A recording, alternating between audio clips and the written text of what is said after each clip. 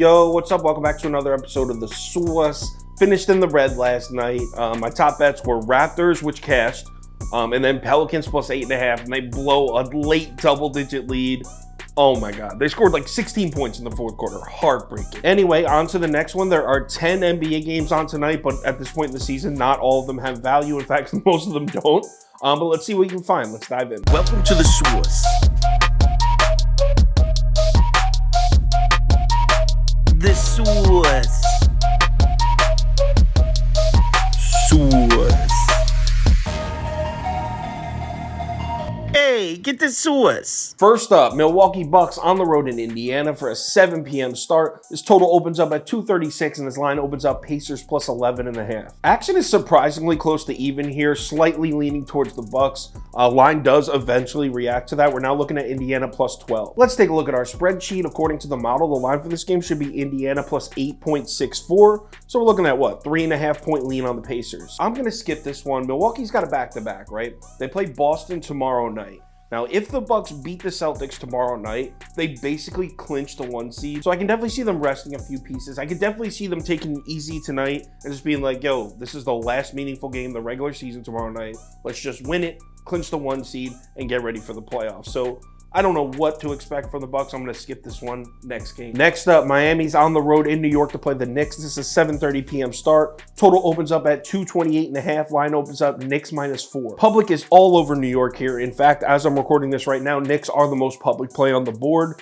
Line does react to it. We're now looking at Knicks minus 5. So let's take a look at our spreadsheet. According to the model, the line for this game should be Knicks minus 9.08. So still a 4-point lead on the Knicks. Both Jimmy Butler and Jalen Brunson are listed as questionable tonight.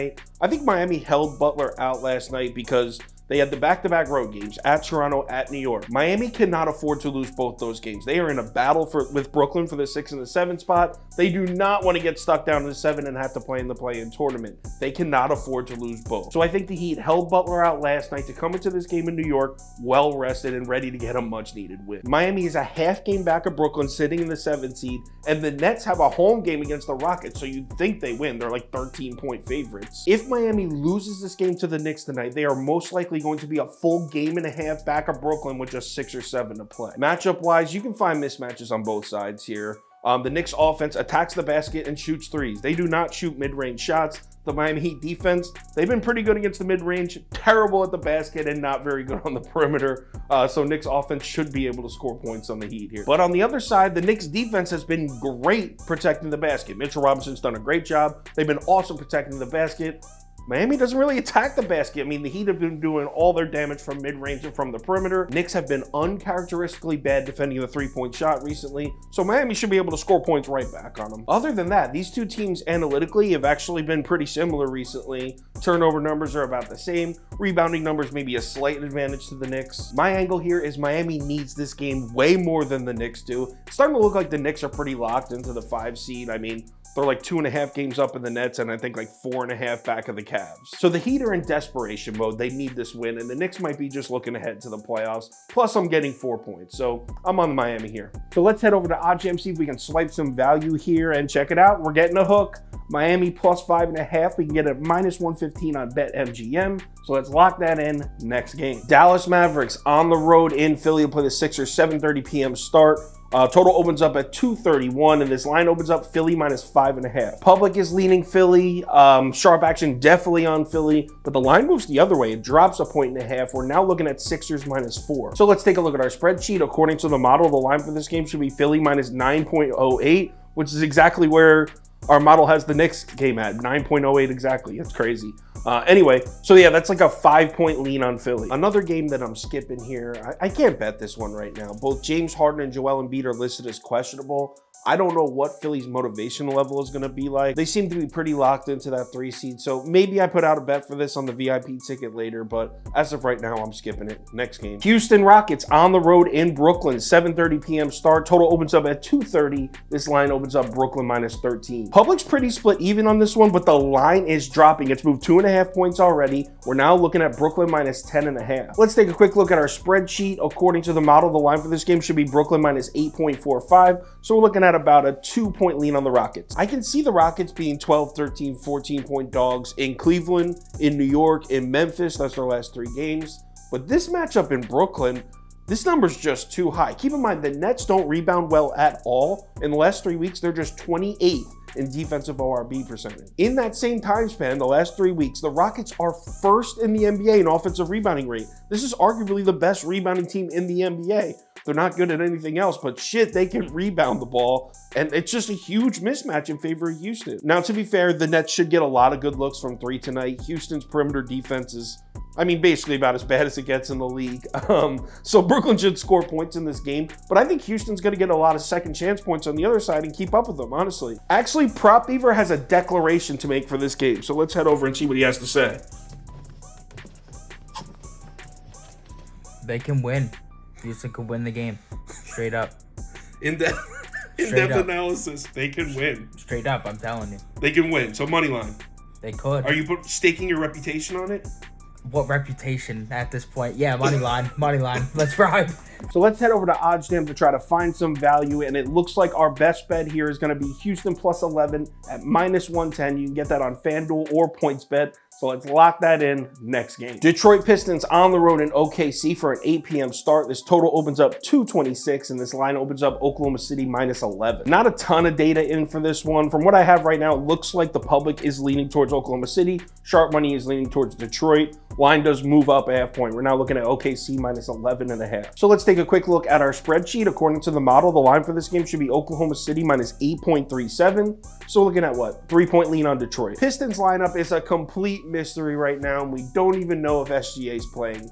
Definitely skipping this one. Next game. Clippers on the road in Memphis to play the Grizzlies. 8 p.m. start. This total opens up 227.5. Line opens up Memphis -5. Public is all over Memphis heavy here, and the line moves the other way. It moves from Memphis -5. We're now down to Memphis -4. So let's take a quick look at our spreadsheet. According to the model, the line for this game should be Memphis -1.31. So we're looking at about a 2.5 point lean on the Clips. Another matchup where I question the motivation level, and it makes it really tough to make a bet right now. You got Memphis, right? Grizzlies are the 2 seed. There's only 7 games left. They only have 7 games remaining in the regular season. They're 3 games out of Denver for the 1, and they're 3 games above Sacramento for the 2. The Grizzlies are basically locked into the 2 seed, in my opinion. If this game was a month ago with Paul George out, I would definitely be laying the 4 points. It's a short line like 4. Grizzlies have been great at home all year. But that's the thing. I don't know how motivated the Grizzlies are to come out and play the Clippers hard for 48 minutes. Keep in mind, the Clippers need this game. The Clippers are not in cruise control. They need to win basketball games. Clips are in the 5 seed right now, but if they lose tonight, they could drop all the way down to 7 potentially and be back in the play-in tournament. I'm going to take the points with the Clips because I just feel like they need this game way more than Memphis does. Disclaimer, betting based on that reasoning, it doesn't always work out. Just giving you a heads up there. Update, Jaren Jackson Jr., Desmond Bane, and Tyus Jones all listed as doubtful for the Grizzlies. Line looks like it dropped down to 1.5. I'd still take the Clippers. I think they win. So Clippers plus 1.5, I'd take too. Utah on the road in San Antonio. This is an 8 p.m. start. Total opens up at 234, and this line opens up San Antonio +5. Public is looking pretty split even on this one. It looks like some action came in on the Spurs early. Line dropped down to 4.5, but now it's all the way up to San Antonio +6. So let's take a look at our spreadsheet. According to the model, the line for this game should be Spurs plus 5.65. So really no lean at all there. That's exactly where the books have it. I seriously doubt I'm going to bet this game, but the Spurs are missing a ton of pieces, and the Jazz have been great on the road all year. So if I had to choose, I would lay the points with Utah. That being said, the Jazz have not looked good at all. They've lost 4 straight. Lauri Markkanen is questionable again, but even if he plays, Utah hasn't even looked good in the last couple games he played. In the last 2 games Markkanen played, they lost by 14 to Portland, I think it was, and then 12 to Phoenix, maybe? They haven't even looked good when he played. So for this video, I'll take Utah. If Markkanen's ruled in and the line doesn't go above 7, 7.5, maybe I'll throw a few dollars on the Jazz, but I don't know. I'm probably not going to bet this game. Next game. Update, Lauri Markkanen is out. The line dropped down to 4, it looks like. I would still lean Jazz. I'm probably not going to bet the game. If you're asking me if you really want to bet the game, I would lean Jazz -4. Lake Show is on the road in Chicago to play the Bulls again. They just played the other night. 8 p.m. start. Total opens up at 225, and this line opens up as a pick'em. Public is definitely all over the Lakers on this one, and the line reacts to it in a big way. We're now looking at Chicago plus 2.5.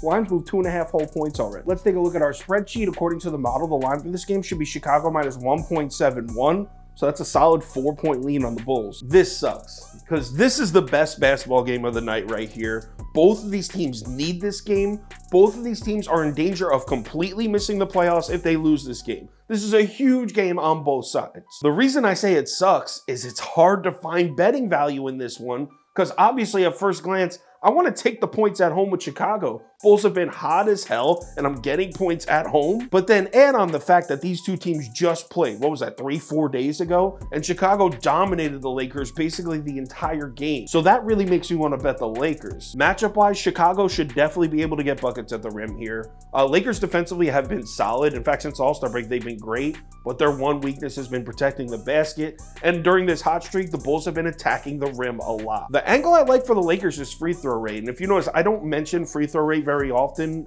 in these videos, but this is a pretty huge discrepancy here. In the last 3 weeks, the Lakers are first in the NBA in free throw rate and first in the NBA in defensive free throw rate. They get to the foul line a lot, and they don't send opponents to the foul line. Meanwhile, the Bulls are just 26th in the NBA in free throw rate over the last 3 weeks. This team just doesn't get to the stripe at all. So I think we could be looking at a huge discrepancy in made free throws in this game in favor of the Lakers. I hate that I'm laying points to a red-hot Bulls team.